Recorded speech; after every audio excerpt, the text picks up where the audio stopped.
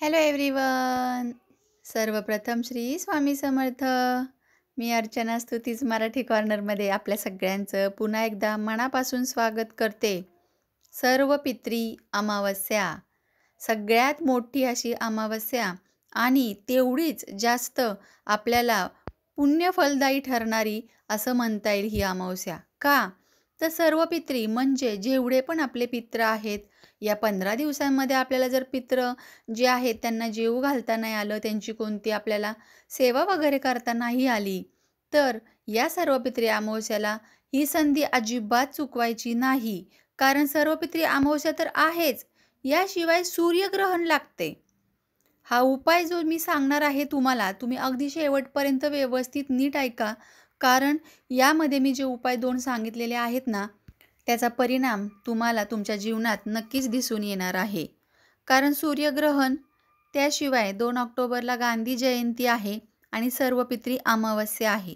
बऱ्याच जणांना सुट्टी असणार आहे, त्यामुळे हा उपाय करायला काहीच हरकत नाही आहे. जेवढं जास्त जमेल, मी तुम्हाला महादान सांगितले होते पितर पंधरवड्यामध्ये. तो व्हिडिओ तुम्ही जर अजून ऐकला नसेल, तर जरूर ऐका यानंतर. कारण त्यामध्ये महादान सांगितले. आज शेवटचा दिवस आहे सर्व पित्री अमावस्येचा, तर तुम्हाला त्यातलं एखादं का होईना दान पितरांच्या निमित्त करता येईल.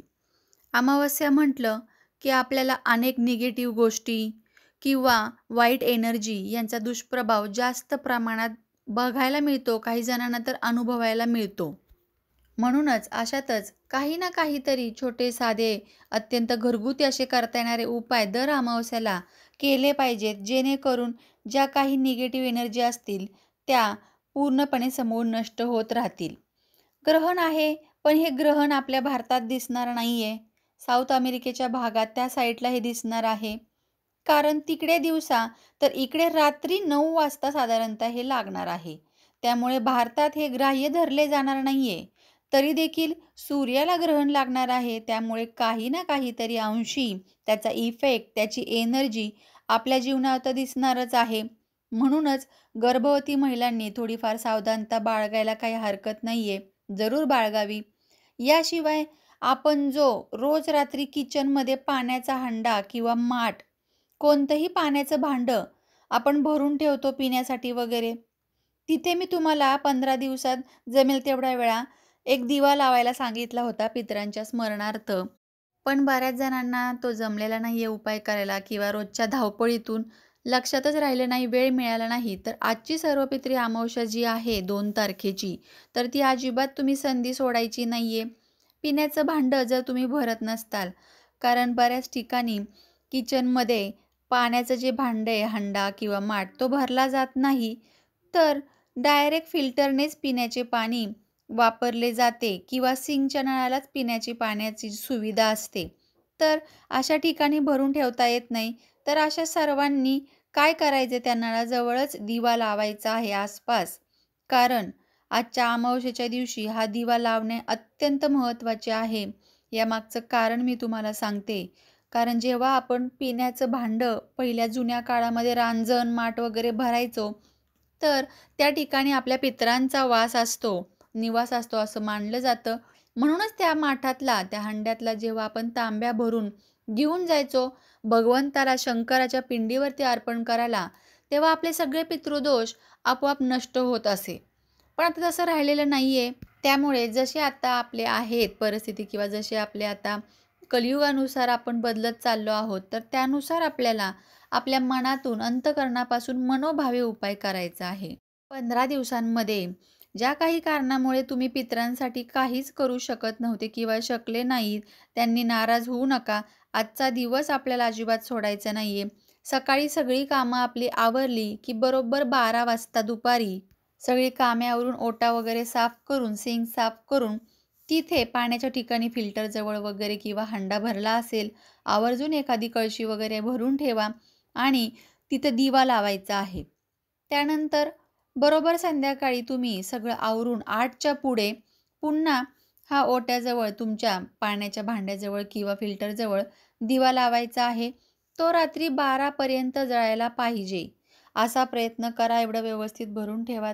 त्याच्यामध्ये तेल, आता तेल कोणतं घालायचं, तर तिळाचं तेल किंवा मोहरीचं तेल वापरायचं आहे. या दोन्ही तेलापैकीच आपल्याला तेल वापरायचं आहे. यामुळे काय होणार आहे, तर पितरांना त्यांच्या मार्गात त्यांना परत जाण्यासाठी, अंधारातून प्रकाशात जाण्यासाठी मार्ग मिळतो. त्यांचे मार्ग मोकळे होतात. पुढच्या त्यांच्या वाटचालीला गती मिळते त्यांना व मोक्षप्राप्तीसाठी त्यांचे जे मार्ग आहेत ते खुले होतात. ते आपल्यावरती प्रसन्न होतात, आशीर्वाद देतात आपल्या संपूर्ण परिवाराला. आणि याशिवाय रात्री अजून एक अतिशय महत्त्वाचा उपाय सांगते.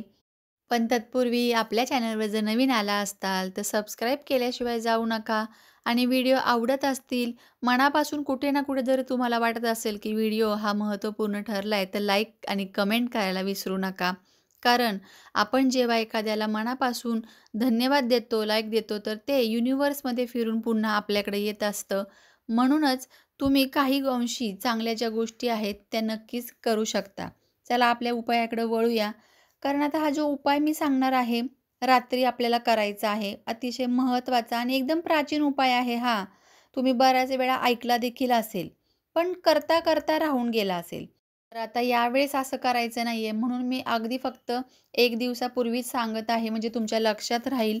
काय करायचं आहे, आपल्याला मातीची पंती असते ना किंवा मातीचा बाऊल, भांडं जे आहे मातीचं किंवा असा छोटासा घडा वगैरे असतो. ते जर असेल तुमच्याकडं तर उत्तमच आहे. पण ती शक्यतो ट्राय करा. कारण आपण अनेक वेळा फ्लॅट सिस्टीममध्ये राहतो, तर छोटंसं असेल तर केव्हाही योग्य. संध्याकाळी अगदी आपल्याला 8-9च्या पुढे हा उपाय करायचा आहे. त्या बाउलमध्ये किंवा त्या मातीच्या भांड्यामध्ये जर नसेलच काहीच ॲडजस्ट नाही झालं, तर स्टीलची वाटी वगैरे घ्या. पण उपाय करायला विसरू नका. मातीचं छोटंसं भांडं किंवा वाटी घेतली, त्यामध्ये आपल्याला अखंड अक्षदा आहेत तांदूळ, ते भरायचे आहे. संध्याकाळीच करायचा आहे हा उपाय. त्यावर आपल्याला 2 लवंग, ज्या फूल असलेल्या लवंग असतात त्या, आणि त्यावर 2 कापराच्या वड्या. भीमसेनी असेल तर ठीक आहे, नाहीतर साध्या कापराच्या वड्या. त्याच वाटीवर म्हणजे त्याच मातीच्या पंतीवर ठेवायच्या आहेत. ते सगळं ठेवून घराच्या बाहेर आपल्याला दरवाजाजवळ, पायरीवर आपल्या किंवा आपल्या घराच्या ओट्यावर किंवा जिथेही तुमचं जसं अंगण आहे घराचं किंवा जसं दार आहे, त्याप्रमाणे तुम्ही कुठेही उजव्या साईडला, डाव्या साईडला जसं तुम्हाला योग्य आहे तसं, पण करण्याला महत्त्व आहे. आता दक्षिण दिशेला जर तोंड झालं तर ठीक आहे आपलं. नाही होते, काही तसा ऑप्शन नाही आहे, तर काही हरकत नाही. ज्याप्रमाणे आहे त्याप्रमाणे आपण करायचं आहे. आता हा कापूर आणि ही लवंग आपल्याला त्या तांदळावरच जाळायची आहे. तिथेच ती जाळायची आहे पूर्ण. प्रज्वलित केल्यानंतर हात जोडून आपण मनोमन आपल्या पितरांचं स्मरण करायचं आहे. कुठेही तुम्ही जिथं केलेला आहे तिथं उपाय. आणि त्या तांदळावर जळतील अशी काळजी घ्यायची आहे. जळताना प्रार्थना करायची आहे. लक्षात देऊन नीट ऐका मी काय सांगते प्रार्थना, की मी व माझ्या परिवाराने या 15 दिवसात व यापूर्वीच्या आमच्या संपूर्ण आयुष्यात तुमचे कधी कळत नकळत मन दुखावले असेल, काही त्रास झाला असेल आमच्याकडून, तर मोठ्या मनाने आम्हाला सगळ्यांना क्षमा करा. तुमची लहान लेकरं म्हणून आम्हाला क्षमा करा व तुमचा आशीर्वाद पूर्णपणे माझ्यावर आणि माझ्या परिवारावर असू द्यात. अशी 3 वेळा प्रार्थना करायची मनापासून, पितरांचं स्मरण करायचं व त्याचबरोबर हे जेव्हा जळत आहे पूर्ण, त्यामध्ये आपण हे इंटेन्शन टाकायचं आहे, की पूर्ण निगेटिव्हिटी, कोणतीही बाधा, अडथळे कामातले, वाईट नजरदोष, सगळी काही जी आहे निगेटिव्हिटी जळून खाक होत आहे. लोकांच्या वाईट नजरा आपल्यावरती लागलेल्या जळणारी लोकं, ते सगळं जळून संपत आहे आणि पॉझिटिव्हिटीने मी व माझा परिवार आम्ही भरत आहोत पूर्ण पॉझिटिव्हिटीने. व रात्रभर ही वाटी तिथंच ठेवायची आहे. जळून झाल्यानंतर आपण आतमध्ये यायचं. त्यानंतर सकाळी अंघोळ करून त्यावर थोडंसं त्या वाटीवर पाणी शिंपडून ते तांदूळ आपल्याला कोणत्याही झाडाखाली किंवा नदीचा जो प्रवाह असेल, वाहत्या पाण्यात प्रवाहित करायला भेटलं तर वेल एंड गुड. नाही भेटलं तर झाडाखाली ते आपल्याला ठेवायचं आहे.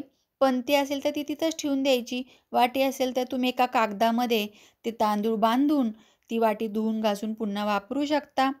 पण एक लक्षात घ्या, या उपायामुळे तुम्हाला एकदम हलकं-हलकं, सुटसुटीत, मन मोकळं वाटणार आहे. मनावरती काय ओझं होतं ते गेलं एकदम.